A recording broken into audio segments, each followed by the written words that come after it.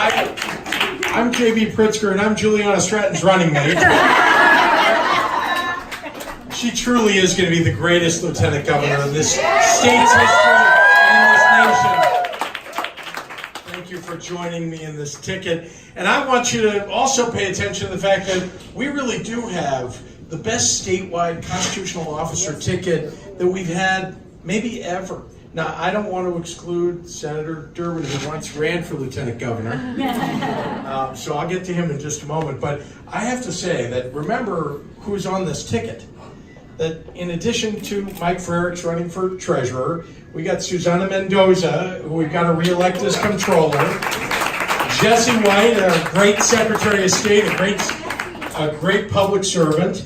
And I want you to know how important it is that we elect an attorney general who will stand up not just for women's rights, but for voting rights, for immigrant rights, for individual rights in the state of Illinois. We need someone to protect us. Yep. And the best person, the chairman of the Judiciary Committee in the State Senate, and that's my friend Kwame Raoul.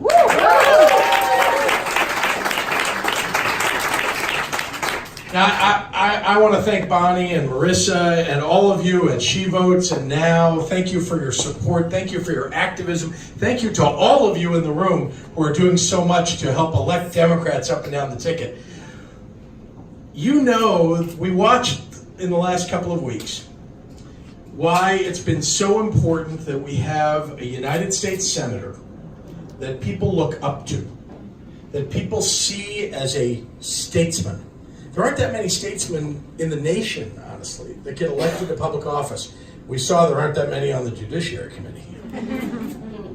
But representing the state of Illinois, the state that produced Abraham Lincoln, the state that produced Barack Obama, the state that produced your great fellow Senator Tammy Duckworth.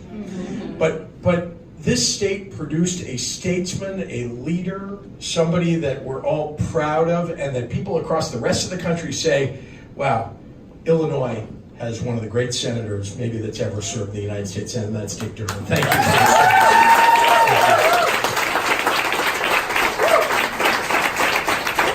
Now, I was telling somebody as I walked in that there's so many things that we can do so quickly in January of 2019 when we win this race. We can sign equal pay for equal work. And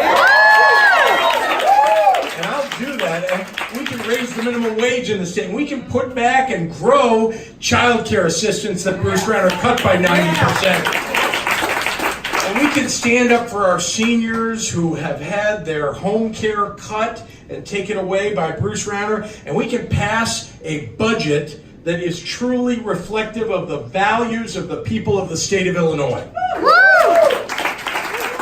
There's so much that we need to do, but I've spent a lifetime now. Literally, when I was a kid, my mother was marching for the Equal Rights Amendment, and she had me with her, and marching and activated for LGBTQ rights. I mean, I was in meetings, I have to say that at the time I may not have understood fully the importance of them, but sitting in the room and listening to my mother working with leaders in the LGBTQ community. And by the way, I was born in the San Francisco Bay Area. My parents moved to start a business out there. They were from Chicago, moved out there. And this was, the mid-1970s. This was the epicenter of the movement for LGBTQ rights. And here I was sitting in the room, literally with some of the greatest names, you've heard their names in that movement. My point is that I've been an activist on behalf of issues that matter to people, to standing up for their rights, standing up for a woman's right to choose since I was a little kid, and marching in Washington with NARAL to fight for a woman's right to choose, and then just last year, making sure that we collected thousands of signatures to pressure Governor Rauner, who was threatening to veto HB 40, to pressure him. And I ran commercials and said that when I get elected governor, HB 40 will be the first bill that I sign. And under pressure, he signed it. But then he went on radio shortly thereafter. Some of you know this. And he said how proud he was to be one of the biggest supporters of anti-choice candidates in the state of Illinois. We can't trust Bruce Rauner. We can't trust him to stand up for women. And we're not gonna, and we're gonna throw him out of office.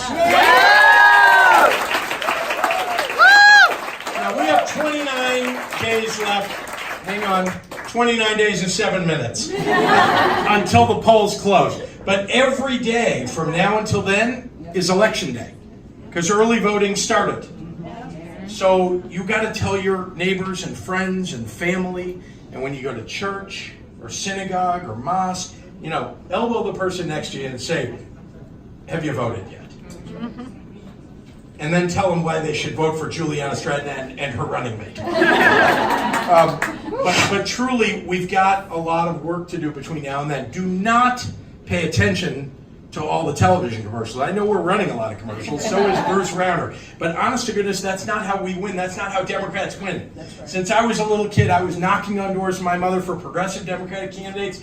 That's how we win. Knock on doors, phone bank, get the voters out to vote. We're going to do it this year. There is no blue wave. Stop thinking there's some blue wave. You are the blue wave. If there's a blue wave, it's in this room. You're going to make it happen. We're going to make it happen on the ground. But Bruce Rauner's not going to make it easy. 29 days left.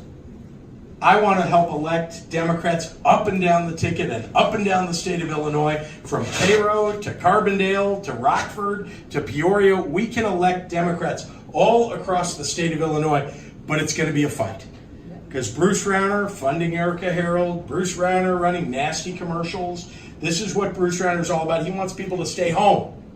That's what he wants. That's the only chance he has. If our voters stay home, don't let people stay home. Don't let people stay home. It's going to be a fight. I got to ask you, are you ready for a fight? Yeah! Are you ready for a fight? Yeah! Let's go